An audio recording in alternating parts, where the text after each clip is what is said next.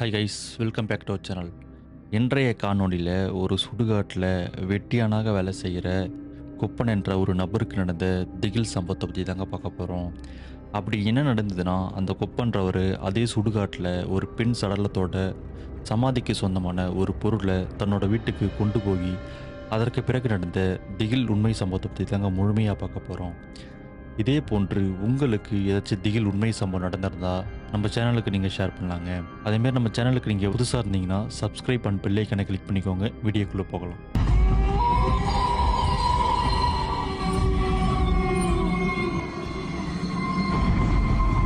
இந்த சம்பவமானது கிருஷ்ணகிரியை சேர்ந்த இந்த குப்பன் என்ற நபருக்கு கிட்டத்தட்ட 2005 to 6 அந்த காலகட்டத்தில் நடந்த அதிபயங்கர அமானுஷ திகில் உண்மை சம்பவம்னே சொல்லாங்க. அந்த குப்பனை பற்றி சொல்லப்போனால் கிருஷ்ணகிரியிலேருந்து கிட்டத்தட்ட 15 கிலோமீட்டர் தூரத்தில் ஒரு அழகான கிராமம் இருக்குங்க. அந்த கிராமத்தை சேர்ந்தவர் தான் இந்த குப்பன்றவர். இவர் சின்ன வயசுலேருந்தே தங்களோட குடும்ப சூழ்நிலை காரணமாக அந்த ஊரில் கிடைக்கிற எல்லா வேலைகளையுமே செய்ய ஆரம்பிக்கிறாருங்க. ஒரு காலகட்டத்துக்கு பிறகு அதே ஊரில் எல்லையில் ஒரு சுடுகாடு ஒன்று இருக்குங்க. அந்த சுடுகாட்லேயும் வெட்டியான் வேலையும் இவருக்கு கிடைக்குதுங்க. அதையுமே பொருட்படுத்தாமல் செய்ய ஆரம்பிக்கிறாருங்க. கிட்டத்தட்ட சின்ன வயசு ஸ்டார்ட் பண்ண இவருக்கு அவரோட வயசு 30-35 வரைக்குமே அந்த வேலையை தாங்க செய்கிறாரு. அந்த வேலையை செய்கிறதுனாலே என்னவோ தெரியல, அவருக்கு திருமணம் கொஞ்சம் டிலே ஆகுதுங்க. ஒரு காலகட்டத்துக்கு பிறகு, அதாவது 35-36 வயசுக்குள்ளே என்ன ஆகுதுன்னா, அவரோட தூரத்து சொந்தத்தில் ஒரு பெண்மணி ஒருத்தவங்க இருக்காங்க. அந்த பெண்மணியை இவர் மனம் முடிஞ்சு அழகான ஒரு பெண் குழந்தையும் இவருக்கு பிறக்குதுங்க. அது என்னவோ தெரியல, அந்த குப்பன் இருக்க கிராமத்தை சுற்றி ஒரு 7-8 ஊர் இருந்தும் அங்கே எந்த ஒரு சுடுகாடுமே இல்லைங்க. எல்லா ஊருக்குமே காமனான ஒரே ஒரு சுடுகாடு தான் இருக்குது. அந்த சுடுகாட்டில் தாங்க குப்பன்றவர் வேலை செய்கிறாரு. இந்த வெட்டிய வேலையை கிட்டத்தட்ட முழு நேர பணியாக செஞ்ச காரணத்தினால அதே சுடுகாட்டில் என்ட்ரன்ஸ் ஓரமாக என்ன பண்ணுறாரு, ஒரு குடிசை ஒன்று அமைச்சு அங்கேயே தங்க ஆரம்பிக்கிறாருங்க. திருமணத்துக்கு முன்னாடி வரைக்குமே எப்போவுமே அந்த குடிசையிலே தாங்க தங்குவது இவருக்கு வழக்கம்னே சொல்லலாங்க. சின்ன வயசுலேருந்தே எல்லா வேலையும் செஞ்சு சுடுகாட்லேயும் தங்கி இந்த வேலையெல்லாம் செய்கிறதுனால இவருக்கு பேய், பிசாசு, ஆவி, அமானுஷம் இது மேலே சுத்தமாக நம்பிக்கை இல்லைன்னே சொல்லலாங்க. அதேமாரி இது வரைக்கும் இந்த சம்பவம் நடக்கிற வரைக்குமே அவரோட வாழ்நாளில் எந்த ஒரு அமானுஷத்தையும் கண்ணால் நேரில் பார்த்ததே இல்லைங்க. இவர் சுடுகாட்டில் இருக்க அந்த கூரை கொட்டாயில் எப்போவுமே நள்ளிரவு நேரங்களில் தூங்குவதுமே வழக்கனே சொல்லலாங்க. அப்படி இருந்தும் இவருக்கு எந்த ஒரு அமானுஷமே நடந்ததே கிடையாதுங்க. திடீர்னு அந்த சுடுகாட்டுக்கு நள்ளிரவில் 7-8 மணிக்கு ஒரு சடலத்தை ஒன்று கொண்டு வராங்க. அது யாருன்னு பார்த்தோம்னா, அந்த சுடுகாட்டில் இருந்து கிட்டத்தட்ட 2-3 கிலோமீட்டர் தூரத்தில் அருகாமையில் இருக்க ஒரு கிராமம் ஒன்று இருக்குங்க. அந்த கிராமத்தில் கிட்டத்தட்ட 60 to 65 வயசு உள்ள ஒரு வயதான பெண்மணி ஒருத்தவங்க உடல்நிலை குறைபாட்டால் இறக்குறாங்க. அந்த பெண்மணியை பற்றி சொல்லணும்னா, அந்த பெண்மணிக்கு கணவர் கிடையாதுங்க. அந்த பெண்மணிக்கு ஒரு மகள் மட்டும்தான் இருக்காங்க. அந்த மகளுக்குமே மனம் முடிஞ்சு ஃபாரின் போயிட்டாங்க. திடீர்னு ஒரு நாள் இந்த இறந்த பெண்மணியோட சொந்தக்காரங்க எல்லாம் கால் பண்ணி அந்த பெண்ணுக்கு கால் பண்ணி சொல்கிறாங்க. அந்த பெண்ணோட பேர் சசிகலாங்க. இதை கேட்ட உடனே சசிகலாவுக்கு மனசே உடைஞ்சு போச்சுங்க. அந்த நேரத்தில் என்ன பண்ணுறதுனே தெரியலைங்க. அங்கேயே கதறி கதறி அழுவ ஆரம்பிக்கிறாங்க. அதற்கு பிறகு என்ன நடக்குதுன்னா, என்னதான் இருந்தாலும் அப்ராட்டில் இருக்கிறதுனால அங்கே கிளம்பி இங்கே வரத்துக்கு 2 நாட்கள் ஆகிற மாதிரி இருக்குங்க. அந்த காரணத்தினால அந்த ஊர் பொதுமக்கள் எல்லாரும் என்ன சொல்கிறாங்கன்னா, நீ எப்படி அங்கேருந்து வந்தாலுமே 2 நாள் ஆகுமா, அது வரைக்கும் அம்மாவோட சடலத்தை இப்படியே போட்டு வைக்க முடியாது. நாங்கள் நல்லபடியாக செய்ய வேண்டிய சம்பிரதாயத்தை பண்ணி நாங்கள் அடக்கம் பண்ணுறோம், நீ பார்த்து வாமா அப்படின்னு சொல்லிட்டு அந்த ஊர் பொதுமக்கள் சொந்தக்காரங்க எல்லாரும் அந்த இறந்த பெண்மணியோட மகள் சசிகலா கிட்ட சொல்கிறாங்க. இதை கேட்ட சசிகலாவுக்கு வேறு வழி இல்லாமல் சரின்னு ஒத்துக்கிறாங்க. அதுக்கு பிறகு அங்கேருந்து அவர் தன்னோட கணவரோடு அங்கேருந்து கிளம்பி வர பார்க்குறாங்க. இதற்கு இடைப்பட்ட காலகட்டத்தில் என்ன நடக்குதுன்னா, அந்த சடலத்தை அந்த குப்பன் வேலை செய்கிற சுடுகாட்டுக்கு கொண்டு வந்த பிறகு என்ன பண்ணுறாங்கன்னா, ஒரு வழியாக செய்ய வேண்டிய எல்லா சடங்கு மற்றும் சம்பிரதாயங்களை பண்ணி நல்லபடியாக அடக்கமும் செய்கிறாங்க. அடக்கம் செஞ்சு கிட்டத்தட்ட ஒரு 2 நாள் ஆகுதுன்னே சொல்லாங்க. இந்த குப்பன்றவர் எப்பொழுதுமே நள்ளிரவில் 9-10 மணி வரைக்குமே சுடுகாட்டில் இருப்பாருங்க. அதற்கு பிறகு தான் வீட்டுக்கே போவார்னே சொல்லலாங்க. திருமணத்திற்கு முன்பு பார்த்தோம்னா சில டைம் சுடுகாட்டிலே தங்கியிருப்பாருங்க. பட் திருமணம் ஆனதுலேருந்து நள்ளிரவு 9-10 மணிக்கெலாம் என்ன பண்ணுவார்னா தன்னோட வீட்டுக்கு போய்ட்டு வருங்க. அன்றைய நாள் என்ன ஆகுது, கிட்டத்தட்ட மணி ஒரு 9:30 கிட்ட ஆகுதுங்க. சரி வீட்டுக்கு கிளம்பலான்ட்டு ஒரு முடிவு பண்ணிட்டு அங்கே ஒரு சின்ன ஒரு வேலை இருக்குது, அந்த வேலையை செஞ்சுக்கிட்டு இருக்காருங்க. திடீர்னு ஒரு பெண்மணி கதறி அழுகிற மாதிரி ஒரு சத்தம் ஒன்று கேட்குதுங்க. இதை கேட்ட இவருக்கு அதிர்ச்சினே சொல்லலாங்க. அதற்கு பிறகு அந்த கூரை கொட்டாயிலேருந்து வெளியில் பார்க்குறாரு. அது வேறு யாரும் இல்லைங்க, அந்த இறந்த பெண்மணியோட மகள் தாங்க. வெளிநாட்டிலேருந்து 2 நாள் கழிச்சு வந்திருக்காங்க போல. வந்த உடனே அந்த அடக்கம் செய்த அந்த சமாதி இருக்கு இல்லைங்களா? அது கிட்ட போயிட்டு கூட ஒருத்தர் வந்திருக்காருங்க. அந்த சமாதி கிட்ட போயிட்டு கீழ வந்து அ மனமுடிஞ்சு போய் ரொம்பவே கதறி கதறி அழுவுறான்னே சொல்லாங்க. கிட்டத்தட்ட 1 மணி நேரத்துக்கு மேல அதே இடத்துல அழுதுகிட்டு அந்த பெண்மணி இருந்திருக்காங்க. அந்த டைம்ல கூட இருந்தவங்க எல்லாரும் சேர்ந்து அந்த பெண்மணி கிட்ட ஆறுதல் மட்டும் சமாதானம் பண்ணியிருக்காருங்க. இத பார்த்துக்கிட்டு இருந்த அந்த குப்பனுமே அந்த பெண்மணி கிட்ட போயிட்டு, "நடந்தது நடந்துருச்சுமா. நீ வராத்தாம ஒரே ஒரு குறை. மத்தபடி நான் சிறப்பா செய்ய வேண்டிய சடங்கு மற்றும் சம்பிரதாயத்தெல்லாம் சிறப்பா தாம்மா செஞ்சு அடக்கம் பண்ணியிருக்கேன். வேற எந்த குறையும் இல்லம்மா. அழுகாதீங்கம்மான்ட்டு" இவரும் ஆறுதல் சொல்லியிருக்காருங்க. இதை தொடர்ந்து கிட்டத்தட்ட ஒரு 10 நிமிஷம் ஆகுதுங்க. அந்த டைம்ல என்ன பண்றாருன்னா, அந்த பெண்மணி கிளம்ப ஆரம்பிக்கிறாங்க. சமாதானத்திற்கு பின்பு. அப்போ அந்த பெண்மணி வந்து திடீர்னு ஒரு பையிலேருந்து ஒரு பட்டு புடவ ஒண்ணு எடுக்குறாருங்க. அந்த பட்டு புடவையும் அந்த சமாதியோட மேல வந்து அப்படி வைக்கிறாங்க. வச்சுட்டு அதுக்கப்புறம் அந்த பெண்மணியும் கூட வந்தவங்களும் எல்லாம் திரும்பி வீட்டுக்கு போறாங்க. இந்த குப்பன்றவரு சிறிது நேரத்தில வீட்டுக்கு கிளம்ப ஆரம்பிக்கிறாரு. அப்படி கிளம்பி போகிறப்போ என்ன பண்றாருன்னா, ஒரு சிறிய தவறு ஒண்ணு செய்றாருங்க. ஆனா, அவருக்கு வந்து அது தவறா தெரியாதுங்க. ஏன்னா, அப்படி என்ன பண்ணாருன்னா, அந்த பட்டு புடவைய தன்னோட மனைவிக்காக அந்த சமாதியிலேருந்து எடுத்துக்கிட்டு வீட்டுக்கு போறாருங்க. இந்த குப்பன பத்தி சொல்லணும்னா, எப்பொழுதுமே அந்த சுடுகாட்ல ஏதாச்சும் ஒரு யூஸ் பண்ற மாரி பொருள் இருந்ததுன்னா, வீட்டுக்கு கொண்டு போய் யூஸ் பண்றது வழக்கம்னே சொல்லாங்க. ஏன்னா, அது வந்து அவருக்கு அ புதுசுலாம் கிடையாதுங்க. இது என்னடா இப்ப நம்மளா இருந்தா என்னடா சுடுகாட்லேருந்து எடுத்துட்டு வரோமேன்ட்டு நெனைப்போம். பட் அவருக்கு வந்து அங்கேயே இருக்கிறதுனால, அவருக்கு அது எது பெருசா தெரியல. அவரோட மனைவியுமே வந்து அத அக்செப்ட் பண்ணி வாங்கிப்பாங்கன்னே சொல்லலாங்க. அன்றைய நாள் என்ன பண்றாரு, அந்த பட்டு புடவைய தன்னோட மனைவிக்கு எடுத்துட்டு போயிட்டு குடுக்குறாருங்க. குடுத்த பிறகு மனைவியும் பார்த்துட்டு சந்தோஷப்பட்டு அந்த பட்டு புடவைய வாங்கி அவங்க வீட்ல இருக்க ஒரு ட்ரங்க் பெட்டிக்குள்ள அதற்கு பிறகு என்ன பண்றாங்கன்னா, அவங்க சாப்பிட்டுட்டு அன்றைய நாள் அப்படியே தூங்க ஆரம்பிக்கிறாங்க. அதற்கு பிறகு தாங்க நம்ம எப்பவுமே எல்லா வீடியோவிலும் சொல்ற மாரி அமானுஷ்ய புயல் ஆரம்பிச்சதுன்னே சொல்லலாங்க. அப்படி என்ன ஆச்சுன்னா, அன்றைய நாள் மறுநாள் வந்து கொஞ்சம் சுடுகாட்ல வேலை இருந்திருக்குங்க. அதனால அன்றைய நாள் என்ன பண்றாருன்னா, மதியானத்துக்கு மேல சாப்பிட்டுட்டு தாங்க போறாரு. அப்படியே போகறப்ப அந்த பெண்மணி கிட்ட சொல்லிட்டு போயிருக்காங்க. "இன்றைய நாள் வந்து நான் வரத்துக்கு கொஞ்சம் டைம் ஆகும். நீ சாப்பிட்டுட்டு தூங்குமா. நான் வந்துட்டு கதவு தட்டுறேன்" அப்படின்னு சொல்லிட்டு போயிருக்காருங்க. போயிட்டு போயிட்டு இந்த குப்பன வந்து சுடுகாட்ல போய் அவரோட வேலைய ஆரம்பிக்கிறாரு. அன்றைய நாள் நள்ளிரவு கிட்டத்தட்ட ஒரு 10 மணி ஆகுங்க. திடீர்னு அவருக்கு ஒரு கால் ஒண்ணு வருதுங்க. அந்த கால்ல யாரு பார்த்தோம்னா, அந்த குப்பனோட பக்கத்து வீட்ல இருக்க கணேஷ் என்றவரு கால் பண்றாருங்க. இத பார்த்த இவருக்கு, இந்த நேரத்துல என்னடா கணேஷ் என்றவரு கால் பண்றாருன்ட்டு இவருக்கு ஒரு ஷாக்குங்க. பட் இருந்தாலுமே அத அட்டெண்ட் பண்ணி என்ன சொல்றாருன்ட்டு கேட்க ஆரம்பிக்கிறாரு. அதற்கு பிறகு அந்த கணேஷ் என்றவரு என்ன சொல்லியிருக்காருன்னா, "வீட்ல வந்து உன்னோட குழந்தை தனியா இருக்குப்பா. உன்னோட மனைவி வந்து திடீர்னு என்னன்னு தெரியல. குளிச்சுட்டு புதுசா ஒரு பட்டு புடவை ஒண்ணு கட்டிக்கிட்டு மேக்கப்லாம் பண்ணிக்கிட்டு, சீவி சிங்காரிச்சுக்கிட்டு வீட்ட விட்டு கிளம்பி எங்கேயோ போறாங்க. நள்ளிரவு நேரத்தில நம்மளோட தெருவோட முனைக்கு கூட இவங்க போக மாட்டாங்க. இருட்டோட பயத்தின் காரணமாக. ஆனா இன்றைய நாள் அவங்களுக்கு என்ன ஆச்சுன்னே தெரியல. நாங்க எவ்வளோ சொல்லியும் தடுத்தும் உன்னோட மனைவி வந்து கேட்க மாட்றாங்க. நீ வேலை செய்ற அந்த சுடுகாட்டு நோக்கி தான் போயிட்டுருக்காங்க. நீ எங்கடா இருக்க? சீக்கிரம் வீட்டுக்கு வா. உன்னோட குழந்தை வேற தனியா இருக்கு" அப்படின்ட்டு கால் பண்ணி சொல்லியிருக்காருங்க. இத கேட்ட குப்பனுக்கு ரொம்பவே கோபத்தோட உச்சிக்கே போயிட்டாருங்க. அப்படியே அந்த ஃபோன பேசி கட் பண்ணிட்டு திருமணம் இவருக்கு பயங்கரமான ஷாக்குன்னே சொல்லலாங்க. அப்படி என்னன்னு பார்த்தோம்னா, அந்த பெண்மணி இருக்காங்க இல்லைங்களா, இந்த குப்பனோட மனைவி. அன்றைய நாள் வந்து சுடுகாட்டோட என்ட்ரன்ஸ் கிட்டயே வந்துட்டாங்க. இவரு எடுத்துட்டு போய் வீட்ல குடுத்தாரு இல்லைங்களா, அந்த பட்டு புடவைய கட்டிக்கிட்டு தன்னோட மனைவி வந்து அந்த சுடுகாட்டோட என்ட்ரன்ஸ் நோக்கி உள்ள வராருங்க. இத பார்த்த இவருக்கு பெரிய ஷாக்குங்க. ஏன்னா, தன்னோட மனைவி நள்ளிரவு நேரங்கள்ல இருட்டு பார்த்தாலே கொஞ்சம் பயப்படுவாங்க. பயந்த சுபாவம் கொண்டவங்க. ஆனா, சுடுகாட்ல இந்த நேரத்தில மேக்கப்லாம் பண்ணிக்கிட்டு, அவங்களோட ஃபேஸும் பார்த்தோம்னா, ஒரு ஒரு அகோரமான தோற்றத்தில தான் காணப்பட்டது. அந்த சுடுகாட்டு என்ட்ரன்ஸ்லேருந்து உள்ள உள்ள நடந்து வந்துட்டுருக்காங்க. இத பார்த்த இவரு தன்னோட கோவத்தோட உச்சிக்கே போயிட்டு, அந்த பெண்மணி நோக்கி வேகமா போயிட்டு என்ன பண்றாருன்னா, பலார்ன்னு அற ஒண்ணு அறைஞ்சிடுறாருங்க. அதற்கு பிறகு அந்த பெண்மணி திடீர்னு நார்மல் நிலைக்கு வந்திருக்காங்க. வந்த பிறகு வந்து அவங்களுக்கே தெரியல அந்த இடத்துக்கு எப்படி வந்தானேன்ட்டு. சரிங்களா?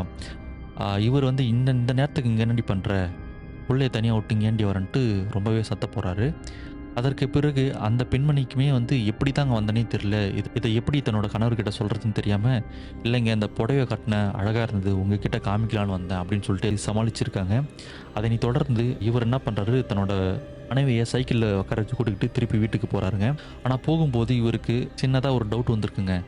ஏதோ ஒரு நார்மலான விஷயம் நடக்கிற மாரி இவருக்கு ஃபீல் ஆயிருக்குங்க.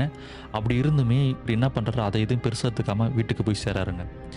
அன்றைய நாளும் என்ன பண்றாரு, முந்தைய நாள் மாரி சாப்பிட்டுட்டு வீட்ல இருக்க தன்னோட பெண் குழந்தை, அப்புறம் அந்த மனைவி, கணவர் இவங்க 3 பேருமே சாப்பிட்டுட்டு அன்றைய நள்ளிரவும் தூங்க ஆரம்பிக்கிறாருங்க. அன்றைய நாள் அப்படியே போயிடுச்சுங்க. அன்றைய மறுநாள் நள்ளிரவு தாங்க இவரு வாழ்நாள்ல இதே பார்க்காத ஒரு திகிலான சம்பவத்த ஒண்ணு இவரு பார்க்குறாருங்க. அப்படி என்ன நடந்ததுன்னா, அன்றைய நாள் நள்ளிரவு கிட்டத்தட்ட மணி ஒரு 11 டூ 12 கிட்ட இருக்குங்க. இவரோட மனைவி, தன்னோட குழந்தை, இவரு 3 பேருமே என்ன பண்றாங்க, அவங்களோட வீட்ல வந்து தூங்கிட்டு இருக்காங்க. திடீர்னு மர்மமான முறையில ஒரு பெண்மணியோட அழுகை குரல் கேட்குதுங்க.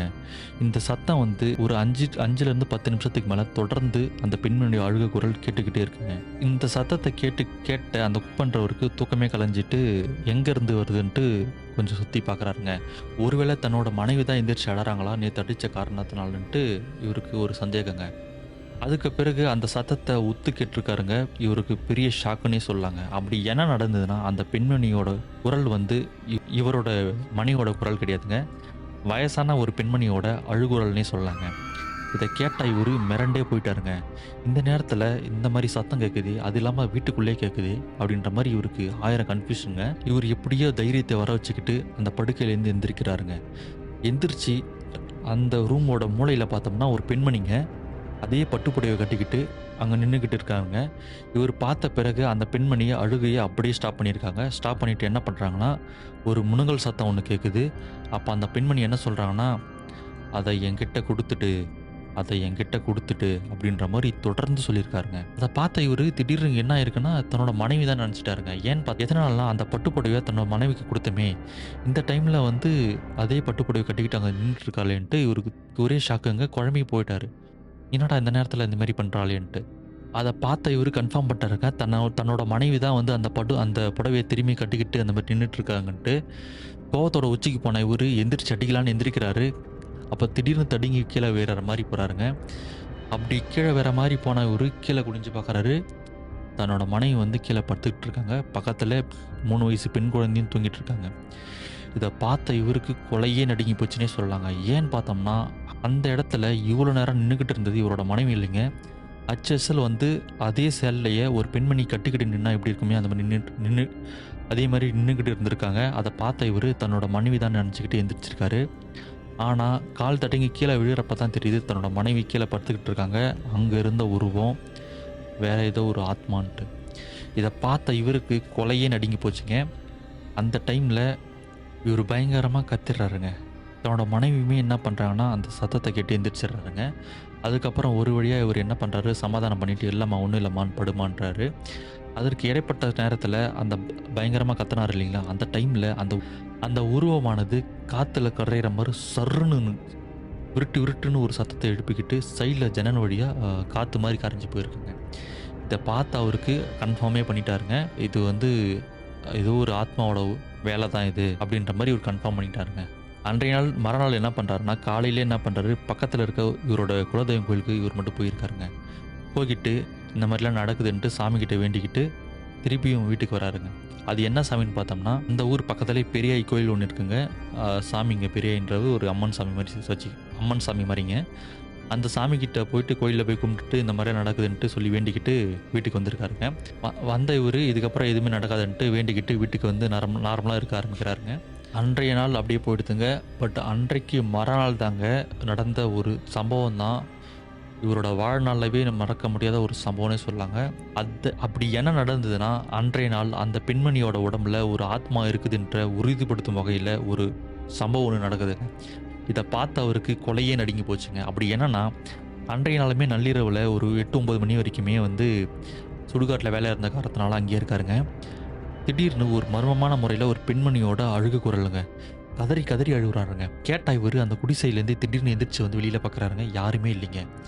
என்னடா இப்பதான் ஒரு பெண்மணி இப்படி இப்படி அழுதாங்க. வெளியில வந்து பார்த்தா யாருமே இல்லன்ட்டு சுத்தி முத்தி பார்த்துட்டு தன் தைரியத்தை வர வச்சுக்கிட்டு உள்ள போயிட்டா திரும்பி உள்ள போறாருங்க.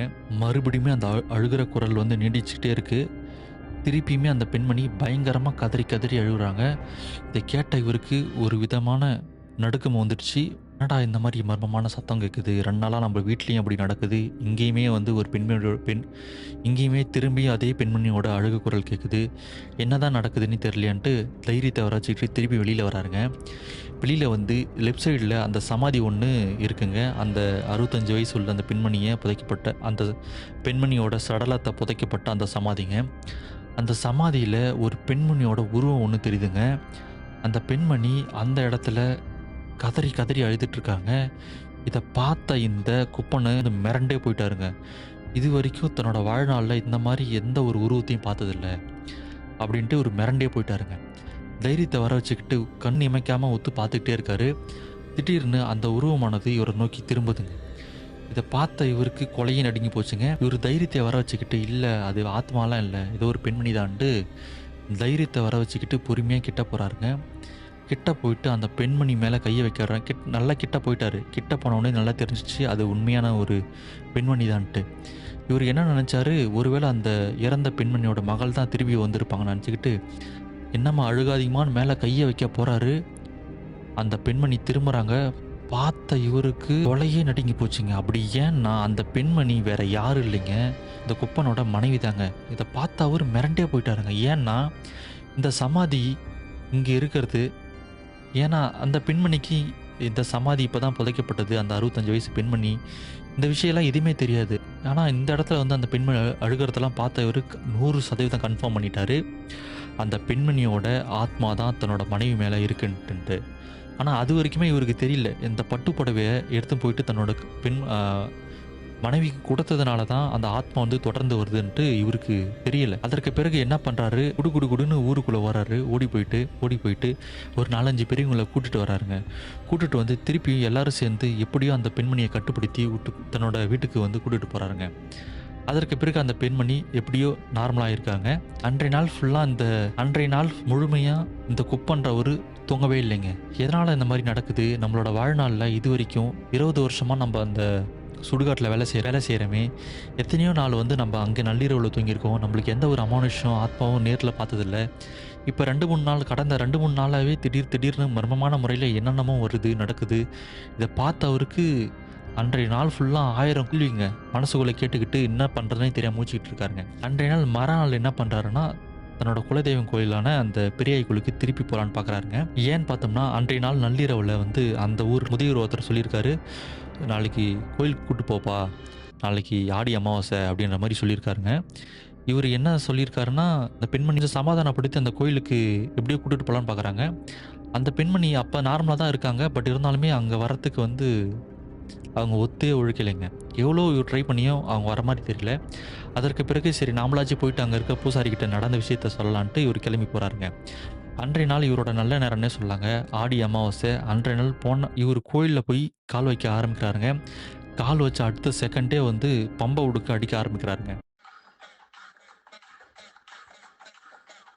அன்றைய நாள் வந்து ஆடி அமாவாசைங்க. சிறப்பான பூஜைகள் வந்து அங்கே நடந்துக்கிட்டு இருக்குங்க. பம்பை உடுக்க வந்து அடிக்க ஆரம்பிக்கிறாங்க. அடிக்க ஒரு காலகட்டத்துக்கு பிறகு வந்து அந்த கோயிலில் இருக்க பூசாரிக்கே வந்து அந்த பெரியாய் அம்மனோட அருள் வந்து இறங்குதுங்க. இறங்கி செம்ம ஆட்டம் அந்த சாமி ஆடிக்கிட்டு இருக்கு.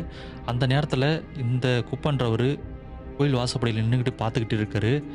இந்த குப்பன்றவரை அந்த அருள் வந்த பூசாரி கை காட்டி இங்கே வாடான்னு கூப்பிட்டுட்டு அங்கே நடந்த விஷயத்த கண்ணால் பார்த்த மாதிரி, நீ எதுக்கு வந்திருக்க, வீட்டில் என்ன நடக்குன்னு எல்லாம் எனக்கு தெரியும்ட்டு ஆரம்பிக்கிறாங்க. அதே மாதிரி இவர் என்ன சொல்கிறாருன்னா, அந்த அருள் வந்த பூசாரி, அந்த ஆத்மாவால் உன்னோட மனைவிக்கு எந்த ஒரு உயிர் ஆபத்தும் வராது, அந்த ஆத்மாவோட பொருளை நீ வீட்டுக்கு கொண்டு போயிட்டடா, அதனால தான் உனக்கு இந்த மாதிரி சம்பவங்கள் வந்து மர்மமான முறையில் நடக்குது, நீ எடுத்த பொருளை அங்கேயே வச்சிரு அப்படின்ற மாதிரி அந்த பூசாரி சொல்லியிருக்காருங்க. இவருக்கு இன்னுமே வந்து அந்த பட்டு புடவை பற்றி இவருக்கு ஞாபகமே வரலைங்க. சரிங்களா?